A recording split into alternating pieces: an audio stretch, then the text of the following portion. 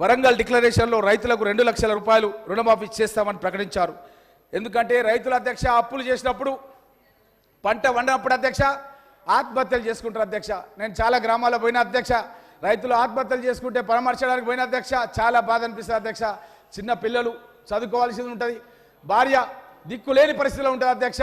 అలాంటి జీవితం రావద్దని మా యొక్క రాహుల్ గాంధీ గారు దిశ నిర్దేశం చేస్తే రేవంత్ రెడ్డి గారు ముఖ్యమంత్రి గారు అదేవిధంగా బట్టి విక్రమార్క గారు రాహుల్ గాంధీ గారు ఇచ్చిన మాట అంటే అది తప్పకుండా మనం దాన్ని అమలు పరచాలి. ఎందుకంటే ప్రజల్లో ఒక విశ్వాసం నమ్మకం గాంధీ కుటుంబమైన ఉంది అధ్యక్ష. ఎందుకంటే మోతీలాల్ నెహ్రూ గారు మన దేశ స్వాతంత్రం గురించి అధ్యక్ష అలహాబాద్లో ఉన్నటువంటి సొంత ఆస్తులను పణంగా పెట్టి మన దేశానికి స్వాతంత్రం తీసుకోవడానికి ఆ రోజు పనిచేయడం జరిగింది అధ్యక్ష.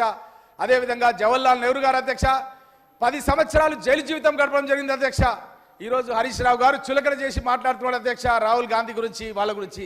చాలా బాధ అనిపిస్తుంది అధ్యక్ష. ఇక్కడ ఉన్నటువంటి శాసన సభ్యులందరూ కూడా ఈ విధంగా మాట్లాడతారు వీళ్ళు. ఎందుకంటే ఆ రోజు రాజశేఖర రెడ్డి గారి క్యాబినెట్లో ఒక ఎమ్మెల్యే కూడా లేకుండా హరీష్ రావు గారు మంత్రి అయిందంటే ఆ రోజు సోనియా గాంధీ గారు తెలంగాణ రాష్ట్రం ఇవ్వడం మూలంగానే తాను మంత్రి అయిందన్న విషయాన్ని మర్చిపోవద్దని చెప్పి కూడా నేను మీ ద్వారా తెలియజేస్తున్నాను అధ్యక్ష. రుణమాఫీకి 31,000 కోట్ల రూపాయలు కేటాయించాం అధ్యక్ష. గత ప్రభుత్వం లోపల 2014లో రైతులకు 1 లక్ష రూపాయలు రుణమాఫీ చేస్తామని ప్రకటించి 2014 నుంచి 18 వరకు 4 విడతల లోపల చారానా అని చెప్పి లాస్ట్ చారానాగా కూడా ఎగ్గొట్టేసారు అధ్యక్ష. ఎవరికి కూడా ఇయ్యలేదు అధ్యక్ష. అది కూడా మేమే ఇచ్చేసినాం అధ్యక్ష. డిసెంబర్ 12, 2018 సంవత్సరం నుంచి డిసెంబర్ 9, 2023 వరకు అధ్యక్ష ఉన్న రుణాలన్నిటి కూడా ఈ యొక్క పథకం కింద వర్తింపు చేసినాం అధ్యక్ష. అంటే ఇంతకుముందు హరీష్ రావు గారు మాట్లాడుతున్నట్టుగా మేము కండిషన్స్ అప్లై చేయలేదు అధ్యక్ష. అన్కండిషనల్ లోన్ వేవర్ చేసినాం అధ్యక్ష.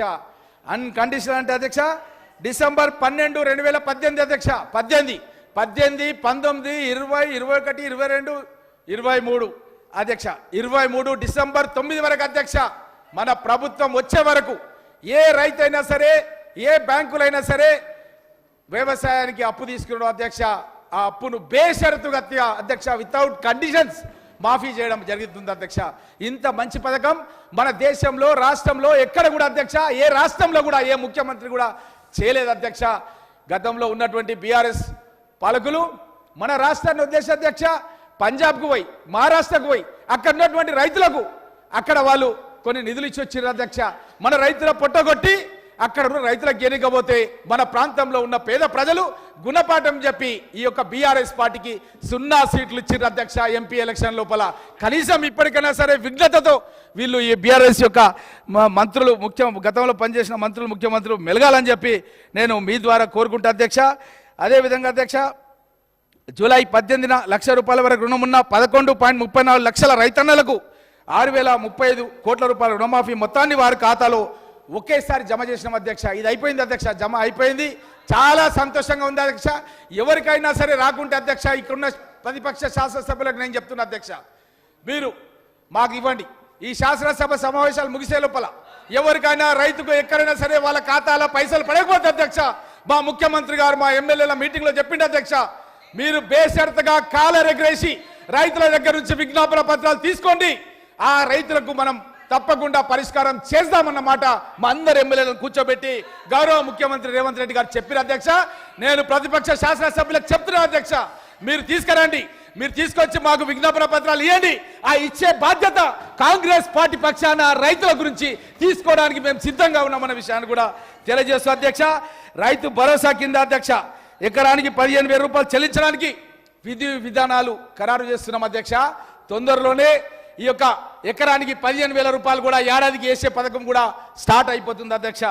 భూమి లేని రైతులకు 12,000 రూపాయలు తప్పకుండా ఉపాధి హామీ పథకాన్ని కాంగ్రెస్ ప్రభుత్వంలో సోనియా గాంధీ గారి నేతృత్వంలో మన్మోహన్ సింగ్ గారు ప్రధానమంత్రిగా ఉన్నప్పుడు మన ప్రాంతంలో అధ్యక్ష ఆలూరు లోపల మన చేవెళ్ళ గడ్డ ఆలూరు లోపల ప్రధానమంత్రి మన్మోహన్ సింగ్ గారు వచ్చి సబితమ్మ పైనే మట్టి ఎత్తి నెత్తి మీద పెట్టడం జరిగింది అధ్యక్ష.